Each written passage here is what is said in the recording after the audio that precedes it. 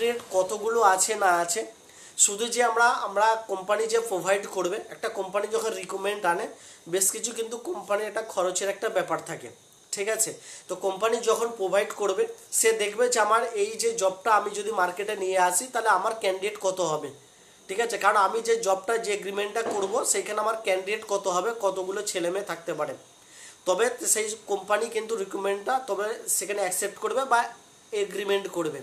তো সুতরাং কোম্পানি এগ্রিমেন্টে যে সমস্ত খরচপত্রগুলো আছে দেখা গেল যে ছেলে মেয়েই পাওয়া যাচ্ছে না, তো সুতরাং কোম্পানি তার ছেলেদের কাছ থেকে কোনো রকমের টাকা পয়সা নিচ্ছে না, তাহলে কোম্পানি কেন ফালতু কেন টাকা ওয়েস্ট করবে, ঠিক আছে। আশা করি কিন্তু আপনাদেরকে বোঝাতে পারলাম।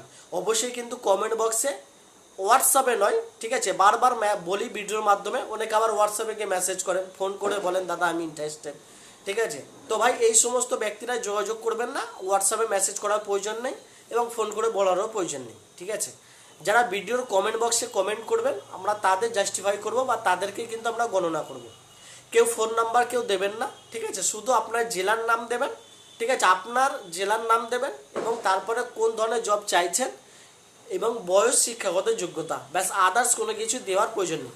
এবার আসি তারপরে স্টেপ।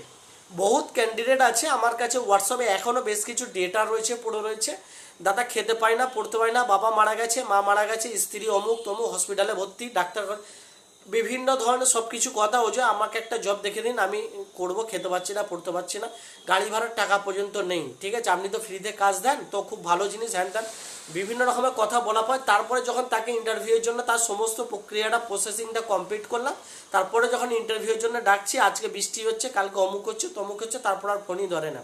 তো ওই সমস্ত ব্যক্তিদেরকে সাজেস্ট করবো ভাই এটা কোনো পাড়ার আড্ডাখানা বা পাড়ার কোনো ক্লাব নয়, ঠিক আছে। পরে আবার তারা যখন আরও কোনো হায়ার কোনো জব আসে না, তখন তারা আবার ওই সমস্ত ব্যক্তিরাই মাথা খারাপ করে দেয়, বারবার বারবার ফোন করবে, যেই টাইমে আপনি বলবেন সেই টাইমে আসবো, তখন তার আসার প্রয়োজন নেই, ঠিক আছে।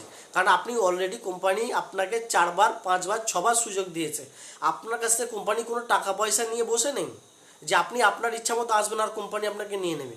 প্রত্যেকটা জায়গায় যে রিকমেন্ডগুলো চলছে সেগুলো কিন্তু প্রত্যেকটা আমাদেরই কোম্পানি চালাচ্ছে, কোম্পানি রিকমেন্ড। আপনি যখন কোনো জায়গায় ধরুন সাপোজ আপনাকে পাঠানো হলো হাওড়া ডিস্ট্রিক্টের মধ্যে বা হুগলি শ্রীরামপুর আপনাকে পাঠানো হলো, আপনি বললেন হুগলি শ্রীরামপুরে আপনি যাব, তারপরে আপনি সিভিটা প্রসেসিং করলাম, সিভিটা পাঠালেন, সমস্ত কিছু সব কিছু ডেটা বলে যে এই টাইমে এই ক্যান্ডিডেট আসছে ইন্টারভিউর জন্য। তো তারপর আপনি গেলেন না, বিভিন্ন রকম অজুহাত দেখালেন, আমরাও কিন্তু সেই সমস্ত ডেটাগুলো কোম্পানির কাছে পাঠাই, এই কারণে সেটা কিন্তু আসতে পারছে না, আগামী দিনে নেক্সট আসবে। আপনি আপনার কথা দিলেন, সেই কথা অনুযায়ী আমরা জানালাম, ফার্স্ট